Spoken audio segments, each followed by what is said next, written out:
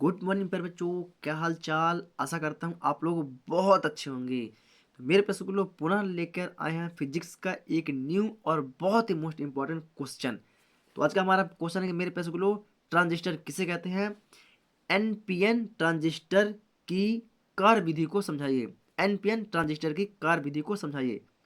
या इसी क्वेश्चन को एग्जाम में पूछ लेगा मेरे पास लो एनपीएन ट्रांजिस्टर की कार्य विधि या क्रिया विधि को सचित्र वर्णन कीजिए। क्या सचित्र वर्णन कीजिए। तो आप लोग से अलग से भी पूछ सकता है एनपीएन ट्रांजिस्टर। कोई जरूरी नहीं है कि ट्रांजिस्टर किसे कहते हैं इस क्वेश्चन को रखें, ऐसा कुछ भी नहीं है ना। लेकिन अलग से एनपीएन ट्रांजिस्टर की कार्य विधि को जरूर पूछता है, वो भी सचित्र वर्णन। तो आप लोग को इसी को ध्यान रखना है। तो ट्रांजिस्टर किसे कहते हैं मेरे पास लो इसको पढ़ेंगे। और ट्रांजिस्टर के ये प्रकार है, तो ये ट्रांजिस्टर का ही दूसरा प्रकार है एनपीएन ट्रांजिस्टर। इसके पहले प्रकार को हमने पढ़ लिया है पीएनपी ट्रांजिस्टर को। अगर आप लोगों ने पीएनपी ट्रांजिस्टर नहीं पढ़ा है तो वीडियो को डिस्क्रिप्शन बॉक्स में जाइए, वहां पर आप लोग को मिल जाएगा आप लोग को प्रॉपर तरीके से पीएनपी ट्रांजिस्टर क्या होता है। तो चलिए मेरे पास हम बात करते हैं ट्रांजिस्टर के बारे में। तो ट्रांजिस्टर क्या होता है मेरे पास ये रहा हमारा कि पी तथा एन प्रकार के अर्धचालकों से बनी ऐसी युक्ति जो परिपथ में ट्रायोड ट्रायोड बाल्ब की भांति व्यवहार करती है तथा जिसमें सिग्नल का एक प्रतिरोध से दूसरे प्रतिरोध पर स्थानांतर होता है। स्थानांतर होता है या स्थानांतर करती है ना। तो ट्रांजिस्टर क्या होता है मेरे प्यारे सुनो, जो इलेक्ट्रॉनों को अर्धचालकों को उससे प्रवाहित होने वाले करंट फ्लो को क्या करता है, उसमें क्या करता है बच्चों, इनको कंट्रोल करता है। इनका कंट्रोल करता है। बड़े बड़े सर्किटों में भी ट्रांजिस्टर का यूज किया जाता है। तो आप लोग सबसे पहले वीडियो को रोक के ट्रांजिस्टर की डेफिनेशन को प्रॉपर तरीके से लिख लीजिए, ताकि जब हम पढ़ेंगे एनपीएन की कार्य विधि तो हमें किसी प्रकार की बाधा उत्पन्न ना हो। तो प्रॉपर तरीके से आप लोग वीडियो को रोक के इसका स्क्रीनशॉट ले लें। अब चलते हैं मेरे पास गुल्लो हम एनपीएन ट्रांजिस्टर की कार्य विधि। तो ये रही मेरे पास गुल्लो हमारे एनपीएन ट्रांजिस्टर की कार्य विधि। तो सबसे पहले आप लोग वीडियो को रोक के इसका डायग्राम बना सकते हैं, इसका डायग्राम बना सकते हैं। चलिए अब मैं इसमें आप लोग को इतना क्लियर कर दूंगा मेरे प्यारे रसगुल्लों को, आप लोग को रटने की जरूरत नहीं पड़ेगी। बस आप लोग वीडियो को समझिए और करिए। तो क्या होता है मेरे प्यारे रसगुल्लों, एनपीएन ट्रांजिस्टर में एनपीएन ट्रांजिस्टर में क्या होता है कि इसमें बेस जो पी होता है, कलेक्टर एन होता है और इमीटर भी एन होता है। मतलब इसमें तीन एन दो एन होते हैं और एक पी होता है। मतलब कि पी मतलब पॉजिटिव, एन मतलब नेगेटिव, एन मतलब नेगेटिव, मतलब एक पॉजिटिव दो नेगेटिव होते हैं। कोई दिक्कत। चलिए अब इसकी बात करते हैं मेरे पास बोलो। तो एनपीएन ट्रांजिस्टर कलेक्टर भी क्या होता है, नेगेटिव होता है, सॉरी पॉजिटिव होता, वैसे होता पॉजिटिव है ना। कलेक्टर होता है पॉजिटिव है और जो इमीटर होता है ये इमीटर नेगेटिव होता है, इमीटर नेगेटिव होता है। लेकिन जो इसके तीन प्रकार होते हैं वो कुछ इस प्रकार से स्थापित होते हैं, जहाँ कलेक्टर होता है यहाँ भी एन होता है, इमीटर जहाँ होता है यहाँ भी एन होता है, और जहाँ बी बेस है वहाँ पर पी होता है पॉजिटिव। तो चलिए, तो इसमें दो पॉजिटिव होते हैं, बेस भी पॉजिटिव होता है और हमारा करेक्टर भी पॉजिटिव होता है ना। तो एनपीएन ट्रांजिस्टर की बात कर रहे हैं इसको जो, तो एनपीएन या एनपीएन ट्रांजिस्टर के विद्युत परिपथ, ये विद्युत परिपथ है पूरा, ये क्या है विद्युत परिपथ का सर्किट डायग्राम है, सर्किट डायग्राम है। तो क्या बोलेंगे मेरे बच्चों कि एनपीएन ट्रांजिस्टर के विद्युत परिपथ में उत्सर्जक ई को आधार बी मतलब इमीटर ई को बेस बी और कलेक्टर या संग्राही सी दोनों के सापेक्ष क्या होता है मेरे पास गुल्लो, ई को, ई मतलब क्या होता है हमारा उत्सर्जक को किस में रखा जाता है, ऋणात्मक विभव पर। किस में मेरे बच्चों, यहाँ पर ऋणात्मक, यहाँ पर माइनस क्या है, माइनस से थोड़ा सा लगा लेंगे, ऋणात्मक विभव पर रखा जाता है। क्यों, हम देख रहे हैं बच्चों ये हमारा इमीटर है, इमीटर ये जुड़ा हुआ पॉइंट किसके से जुड़ रहा है, ऋण से, ऋण विभव से। या तो क्या बोलेंगे मेरे पैर रसगुल्लो कि एन एन ट्रांजिस्टर के विद्युत परिपथ में उत्सर्जक ई को बेस और कलेक्टर दोनों के सापेक्ष ई को ऋणात्मक विभव पर रखा जाता है। इस अवस्था में आधार उत्सर्जक संधि, यहाँ पर जहाँ तीर का निशान दिखाई दे रहा है आप लोगों को, यहाँ पर होता है उत्सर्जक संधि। तो इस अवस्था में आधार उत्सर्जक संधि पर उत्सर्जक के बहुसंख्यक आवेश वाहक इलेक्ट्रॉन बैटरी B1, ये बैटरी है, ये बैटरी का बच्चों B1 है, बैटरी B1 है ना, बैटरी B1 के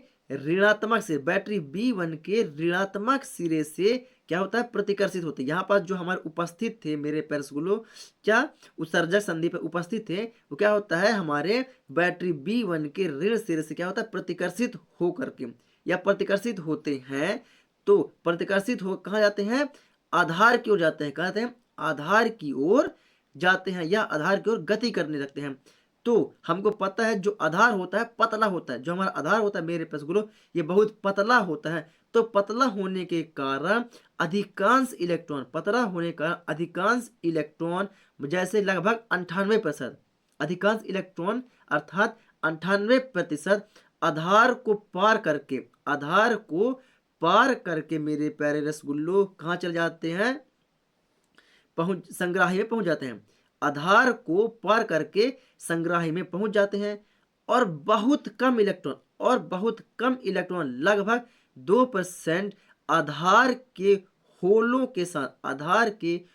के साथ संयोग करके मेरे प्यारे रसगुल्लो एक दूसरे को अनावेशित कर देते हैं, है ना। 2%, कितने परसेंट, 2% आधार के होलों से संयोग करके एक दूसरे को क्या कर देते हैं, एक दूसरे को अनावेशित कर देते हैं। तो इस प्रकार से क्षीण धारा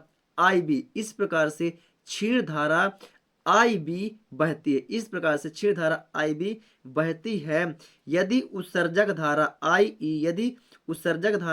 IE तथा संग्राही धारा IC हो तो, यदि उत्सर्जक धारा IE और संग्राहक धारा IC हो तो IE बराबर IB प्लस IC। समझ रहे हैं मेरे पैरसगुल्लो।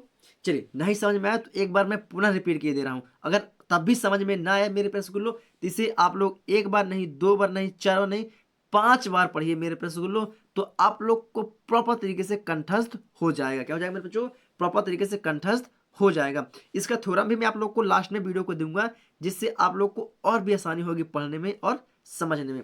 चलिए मेरे पैरसगुल्लो, एक बार मैं और आप लोग को रिपीट कर देता हूं ताकि आप लोग को और प्रॉपर तरीके से क्लियर हो जाए। चलिए, तो मेरे पैरसगुल्लो, NPN ट्रांजिस्टर के विद्युत परिपथ में, किसमें, NPN ट्रांजिस्टर के विद्युत परिपथ में उत्सर्जक E को आधार B, मतलब कि इमीटर E को बेस B और कलेक्टर C के सापेक्ष E को ऋणात्मक विभव पर क्या होता है, रखा जाता है। E को बैटरी के ऋणात्मक विभव पर रखा जाता है है ना, रखा जाता है।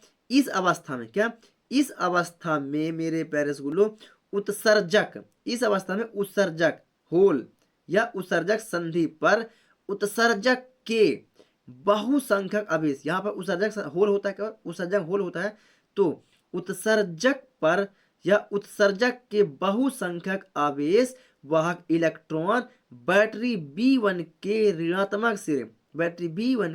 ऋणात्मक सिरे से प्रतिकर्षित हो करके मेरे प्यारे रसगुल्लो, प्रतिकर्षित हो करके पुनः आधार की ओर जाते हैं, बेस की ओर जाते हैं। तो मेरे प्यारे रसगुल्लो, आवेश क्या होता है, बहुत पतला होता है। तो आधार बहुत पतला होता है। तो आधार पतला होने के कारण अधिकांश इलेक्ट्रॉन लगभग 98% आधार को पार करके मेरे पैरसगुल्लो संग्राही अर्थात कलेक्टर में पहुंच जाते हैं, क्योंकि बेस तो कमजोर है। तो इसको पार करके कलेक्टर C या संग्राही C में पहुंच जाते हैं और बहुत कम इलेक्ट्रॉन लगभग 2% आधार के होल मेरे प्यारे स्कूलों आधारों के होल से संयोग करके एक दूसरे को क्या करते हैं, मेरे बच्चों अनावेशित कर देते हैं, अनावेशित कर देते हैं। और इस प्रकार मेरे प्यारे स्कूलों आधार में क्षीण धारा आई भी, इस प्रकार आधार में क्षीण धारा आई भी क्या होती है मेरे प्यारे स्कूलों, बहती रहती है या बहती है। तो यदि उत्सर्जक आई ई उत्सर्जक धारा आई ई तथा संग्राहक धारा आई सी हो तो आई ई बराबर आई बी प्लस आई सी। तो ऐसा करता मेरे पैसे आप लोग बहुत ही प्रॉपर तरीके से एनपेन ट्रांजिस्टर की कार्यविधि को समझ चुके होंगे। समझ में आया मेरे पैसे तो वीडियो को लाइक करें और चैनल पर नए हैं तो चैनल को सब्सक्राइब करके बेल आइकन को दबा लें। तो मेरे पैसे ये हम पहुंच चुके हैं इसके प्रॉपर तरीके से थ्योरम पर। तो मेरे पैसे ये रहा हमारा थ्योरम। तो इस प्रकार आधार में क्षीण नहीं, यहां पर नहीं, एक दूसरे को अनावेशित कर, यहां तक आप लोग वीडियो को प्रॉपर तरीके से रोक लीजिए। ये जहां लगभग लिखा है लगभग 98%, ये जो आप लोग को लगभग दिख रहा है ना, लगभग 98% आप लोग यहां पर लिख लीजिए, करेंगे 98% है ना। तो एक दूसरे को अनावेशित कर, यहां तक आप लोग वीडियो को रोक के प्रॉपर तरीके से लिखिए। चलिए अब थोड़ा सा मैं ऊपर की ओर और करने दे रहा हूं ताकि आप लोग और भी वीडियो को रोक के प्रॉपर तरीके से पूरा का पूरा लिख सकें। चलिए तो ये रहा मेरे पैसों इसका पूरा थ्योरम। आप लोग वीडियो को रोक के जहां से छोड़े थे वहां से आप लोग लास्ट तक लिख लें, है ना, जहां पर हमें प्राप्त होता है किरचॉफ के नियम से आई ई बराबर I B plus I C. That solve. चलिए मेरे पैसों वीडियो पसंद है वीडियो को लाइक कर दें और वीडियो को ज़्यादा शेयर कर दें। मैं मिलता हूँ आप लोग को एक न्यू वीडियो के साथ, तब तक के लिए जय हिंद।